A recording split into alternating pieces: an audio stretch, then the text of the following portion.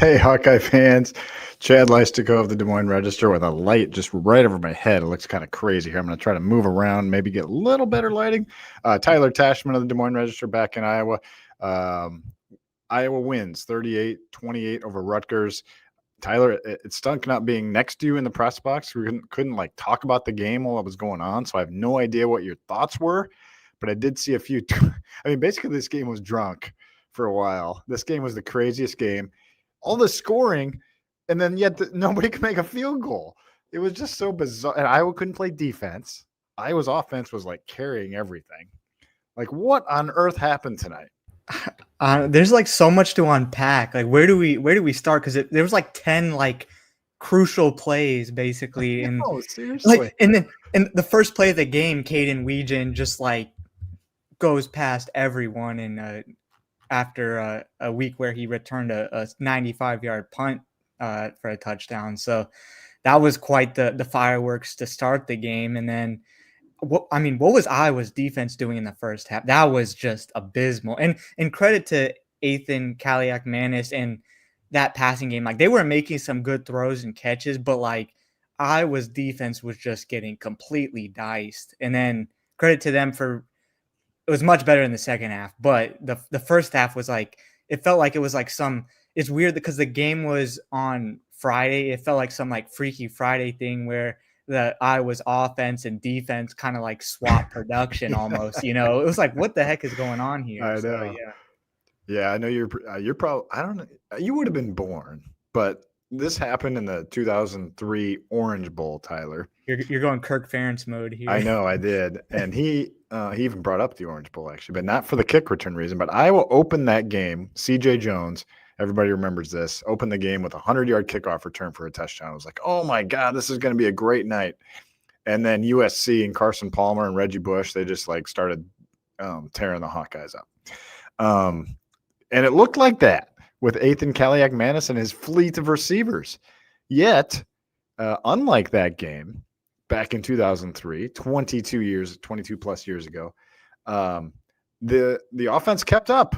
The offense kept up. And I got to give a lot of credit to Mark Gronowski, the offensive line, Tim Lester. I mean, just go down the line.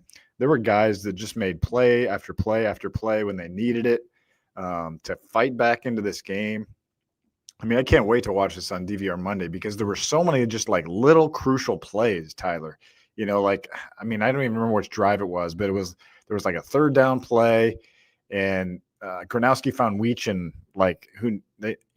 for like a third down conversion and just moved the sticks, you know what I mean? And just stuff like that.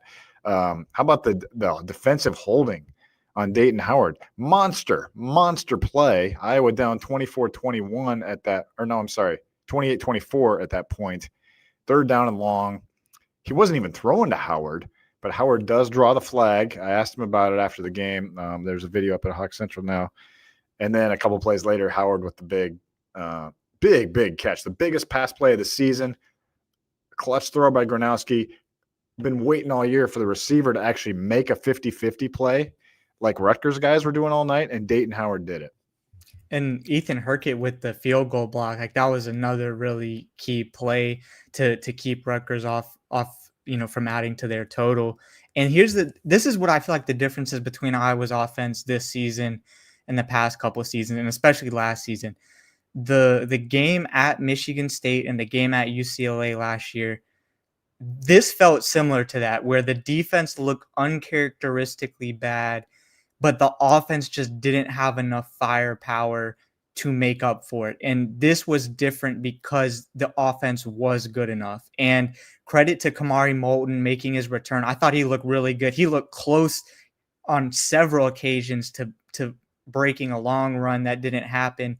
But then the difference in Iowa's offense is like Mark Gronowski. He looked like the guy that is now the leader in all of college football, winningest quarterback in college football history. So like, he looked apart. He looked apart in those big moments when you want your quarterback to come up big in the clutch moments. He did, and he used his legs to do it. He used his arm to do it.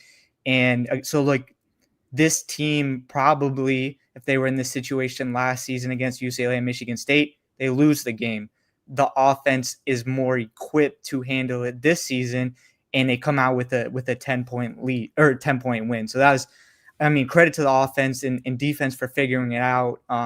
Drew Stevens misses another field goal, which is, it's typically reliable, but I mean, I think we saw growth, which was the biggest thing. For sure. Yeah, we saw, the growth happened just in front of our eyes. You could go down the line. Some of those, like Zach Lutmer, I thought was a great example of that.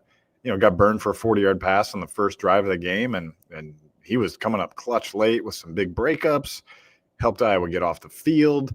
They actually, the defense allowed, so Rutgers scored on its first, what was it? First three drives, and only gave up 7 points the rest of the game. And that was like early second quarter. So you got to give them credit for bouncing back the way they did. It didn't really look pretty. I mean, they gave up 400 yards. They gave up 330 passing yards, but they just kept coming, and they kept getting more pressure, and they found a way to get to Kaliak Manis. I want to say there was a zone read, or they were running some slow mesh, weren't they, Tyler? By the way, yeah, they were running some RPOs. Yeah. No, none for the Hawks though. Warren Ruggiero was steaming after the game. They were fighting because they wouldn't run slow mesh. No, we were just kidding about that actually. But there was a point where he handed the ball off, but he got crushed. I don't know if you saw that on TV. I think it was Herkett. I think Herkett just mauled him. And I felt like he just wasn't quite the same after that. We'll have to watch it on DVR Monday too. But in other words, the point being, the defensive line just it could not get any pressure early, but it just kind of kept coming. And by the end of the game, it felt like, I saw Jonah Pace getting in there quick, Llewellyn, Herkett, Brian Allen, Graves. There was a lot. Hawthorne, a lot of those guys were getting in there. They were sending a lot of blitzes. One of our viewers asked, anything specific they did differently. We asked that. Yeah, they were definitely sending more blitzes, but they just kept playing. They just kept trusting what they do, and they finally got there they finally got more quarterback pressure as the game went on. So yeah. What else stood out to you? Go ahead. To piggyback off of that, Jackson Rexroth, that's a huge play. Yeah, let's talk about the Xavier boys, right? Yeah, Iowa finally forces a defensive turnover. It came at a huge time, and it technically wasn't. Technically not a doughboy, honorary doughboy, I guess you could call it. So did you see the video though? I asked Cohen Hentringer that. Did he came in as a safety? Is he started as a safety, so he is an honorary doughboy. Yes. Okay, yeah. Anyways, but that was a crucial time. We've been talking about that Iowa's defense, and obviously Seth Wallace has been too, by calling them the no boys. But that's a big point in the game for that to come, and big point in the season. And I felt like Iowa's defense, they kind of settled in to start the second half. They forced a couple of 3-and-outs really early, and it felt like that they had kind of grabbed some of that momentum and were in control of the game. Someone who I thought had a really good game that we haven't talked about as much because Rutgers had success passing the ball was TJ Hall. I thought TJ Hall played really well again. And there was that one pass that they completed. It was at or near the red zone. The guy caught it with his knee almost. I was like, I thought the ball, amazing catches. Yeah, I thought the ball bounced off the turf, and I was like, there's no way this guy caught it, but because TJ Hall was draped all over him, he makes the play. But no, just I don't know. There was some flaws in this. I'm more worried now about Iowa's defense moving forward, especially going in to Indiana, because Indiana has a really good quarterback in Fernando Mendoza. It'll be interesting to see how they fare against Illinois. But I don't know. Do you think that it was the secondary and the passing stuff? Was that an aberration, or is this should we be concerned about this? I would be concerned for sure. I thought they definitely were picking on Deshaun Lee. They did a really good job. They had good receivers. That was actually, I was talking to one of the defensive coaches on the field before the game, and was asking him kind of how they felt, and was talking about kind of the receivers they're really good, and they were wondering if number 9 was going to come back, and he did. He had 150 plus yards, Ian Strong, in this game, and they were really good. Those receivers. I think Rutgers is a pretty good team. I would not be surprised if they go win 7-8 games this year. That looks like a good team. So I think this is going to turn out to be a pretty quality win for Iowa, and it's just one of those. So I wrote in my early thoughts, and I'm going to update it, you guys. And the post game took forever, okay, but I thought that what I wrote was this felt like the Iowa State game. That was my lead because you went into the fourth quarter tied in that game. It was 13-13. But it almost felt like a mirror. It was like, how did they got to the fourth quarter tied, but it doesn't feel like they deserve to be tied, but they are. And can they win this game? And at Iowa State, they didn't. They didn't win that game. The tip ball went the other way, right? And then this game, Max Llewellyn gets the deflection or, bothers the quarterback. I'm not sure if he got his hand on the ball or not. Did he? It was hard to tell. Yeah. It was close. It looked like the ball was altered in some capacity, but it was hard to tell. So, but this time it lands in Iowa's hands. Jackson Rexroth with, just imagine if a Rutgers guy, tight end, comes in and like snags that ball and then runs upfield. That would have been the similar scenario. But this time Iowa gets the pick, gets the win in the fourth quarter, kind of grinded it out for, played the full 60 minutes. So, but yeah, to your point on Gronowski, I mean, man, what a game he had. I mean, that was by far his best game as a Hawkeye. And you can just see the confidence building with this team, with Tim Lester, with his play calling. It feels like everything now is available to Lester, the deep balls, the intermediates, the screens, the rollouts. I mean, rollout right, rollout left, improvise. I mean, I feel like the playbook is really opened up here this week. Now, we knew Rutgers' defense wasn't great, but still, it was a Big Ten opponent on the road, and Iowa basically did whatever it wanted to on offense. Well, and to speak to the comparison to the Iowa State game, it felt similar where Iowa went down. I believe it was it 20? I think it was 28-24 maybe. And yeah, right. And so that was similar to the Iowa State game where it's like Iowa has the ball down. There was more time in this instance than in the Iowa State game, but it's like, can Iowa's offense like put together, go down the field and score?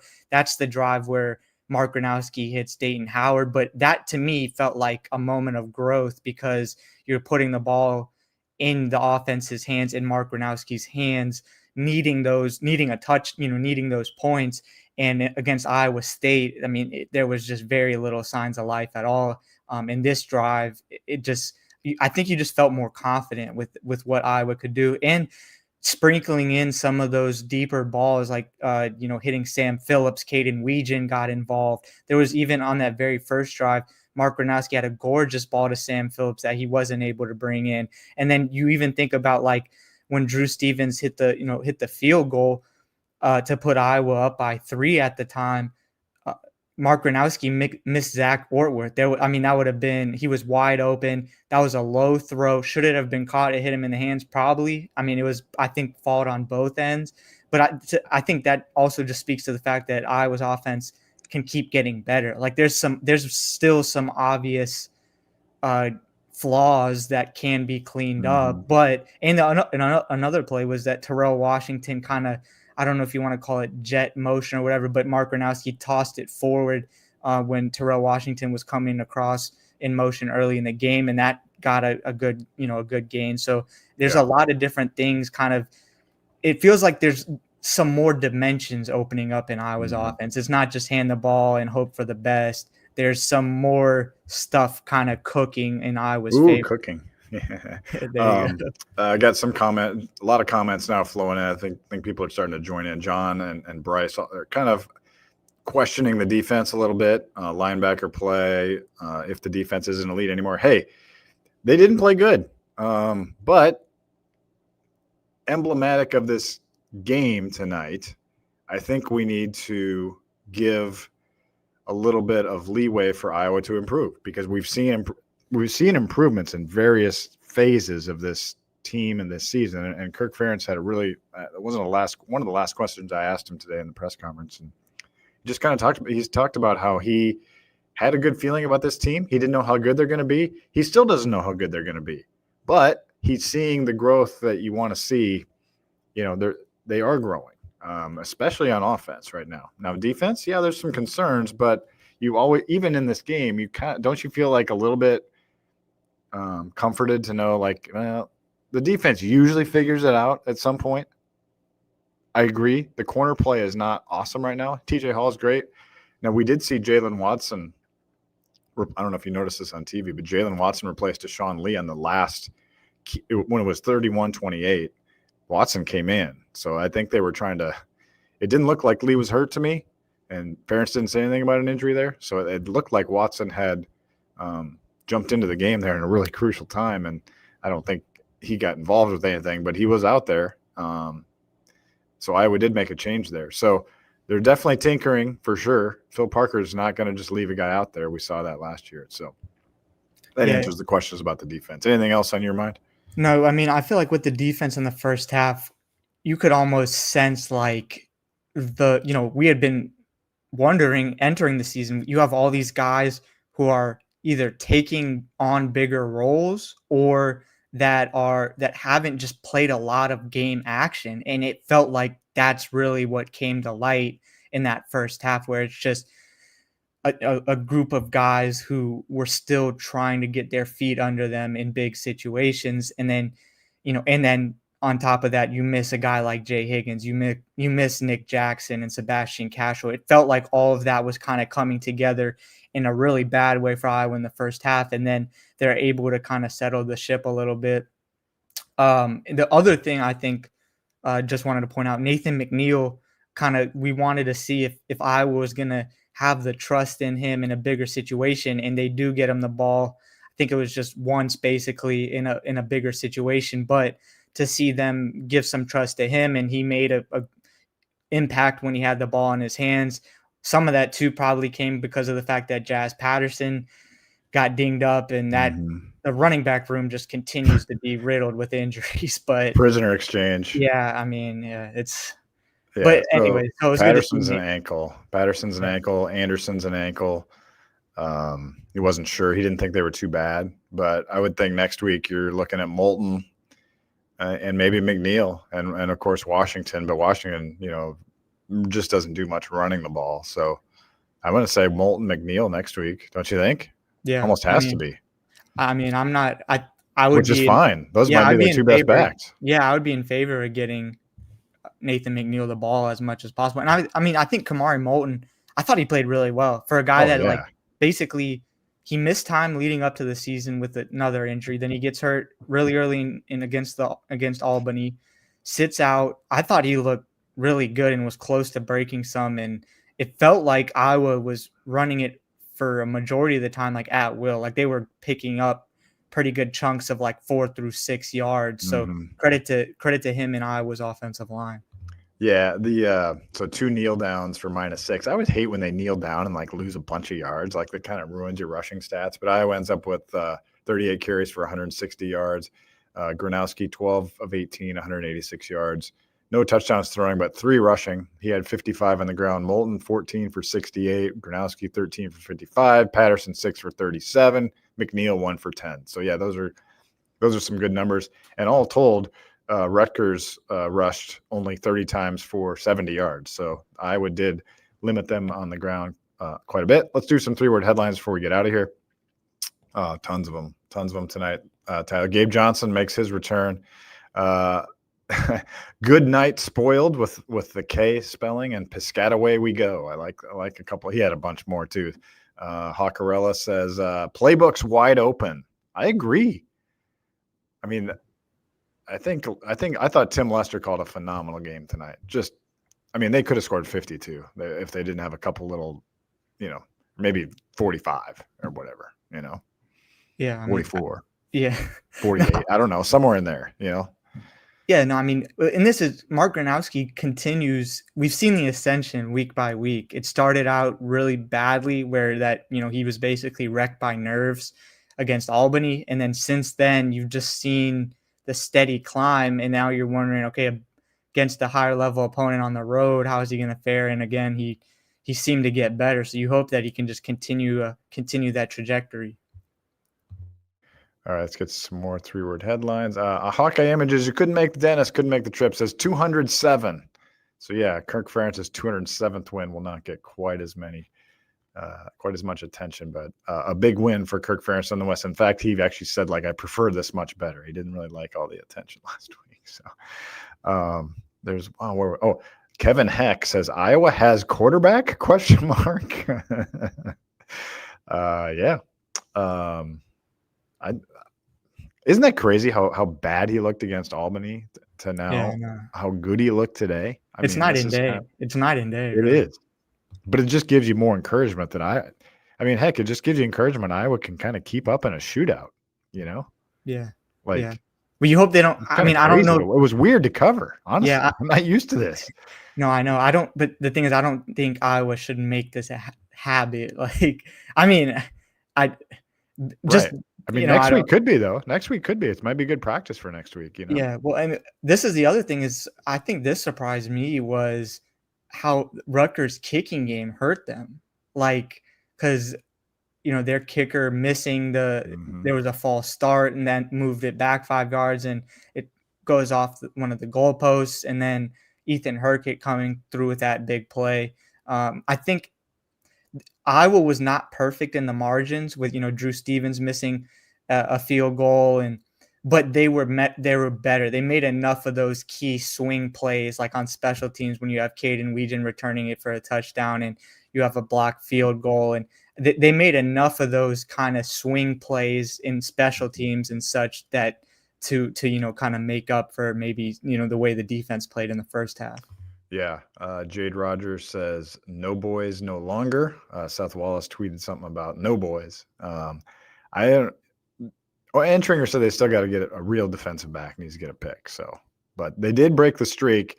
This would have been the longest streak since 1999 if they had gone 6 without. I had that item ready to go. 1999, last 6 games of the 99 season was the last time they went 6 games without a pick. They end the streak 5 games out of pick. Tavern Hawk says offense has arrived ? Josh Sandin, cautious but happy. I think that's the right attitude tonight, don't you? I mean, I think you have to feel good about a win like this. It sets up this Indiana game to be something. You know what I mean? Like, sure, there are a few warts here, but I'm just telling you that Rutgers team is pretty good. Like, that was a pretty clutch win for the Hawkeyes tonight. Yeah, and I think one of the biggest things is you're going home and playing at Kinnick, and it's not an easy place to go in and win. And Indiana has a really difficult game coming up on Saturday. Well, I guess it is Saturday for both of us now. Against Illinois, so Iowa has a chance to go into the bye 4-1. Everything's still on the table, undefeated in the Big Ten. There's still a lot to play for here this season. I don't think this win against Rutgers, it definitely does not guarantee that Iowa is going to win 9 games, 10 games. Like, this was one that if they didn't win, stuff could kind of fall apart pretty quickly here. So it's basically going to ensure that the bottom isn't entirely falling off really early in the season, but it gives them a chance. It keeps some of these kind of maybe longer term ambitions or, bigger picture implications still on the table. And don't forget, Iowa opens Big Ten on the road, closes on the road, but only has 4 Big Ten road games. So, Tyler, 5 of the next 7 are at Kinnick. And a friend of mine texted me while we were doing this and said, the next 55 days, we only make one tiny trip out of town, the short trip to Madison. So you get Indiana at home, you get Penn State at home, Minnesota at home, and Oregon at home in that whole stretch. I mean, it's a crazy stretch, but this is when, if you can find a groove, get Kinnick going, then you can create something special this year. But it obviously starts, next Saturday against Indiana. Looking for any more other final beauties for the tons of 3-word submissions tonight. Obviously, Brian Goddle says Mark Grunowski, creative. Steve Brown still not convinced. QB1 Dustinson says QB1 equals RB1. I don't know about that, but Moulton did look good, and he was so close to breaking one. So yeah, it's good to have Moulton back. He definitely gives the run game a little more juice. And Grunowski is just so tough when you get near the goal line. I know. It's weird how it just opens up for him. Whatever the play call is, it's like he just walks into the end zone.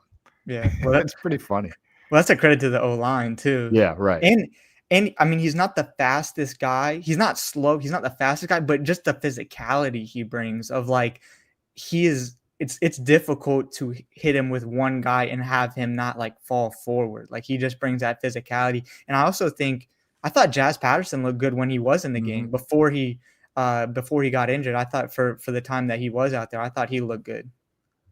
Yeah, for sure. Well, I need to actually do a lot of work. So, and it's 1:30 in the morning out here. So, and I haven't even started going through quotes. So, we're going to let you go. Tyler Tachman, Chad Leistikow, Des Moines Register. We'll be back with you next week to preview Iowa versus Indiana. Thanks for joining us on this late night pod. Rutgers After Dark. How about that, Tyler? And I'll talk to you later.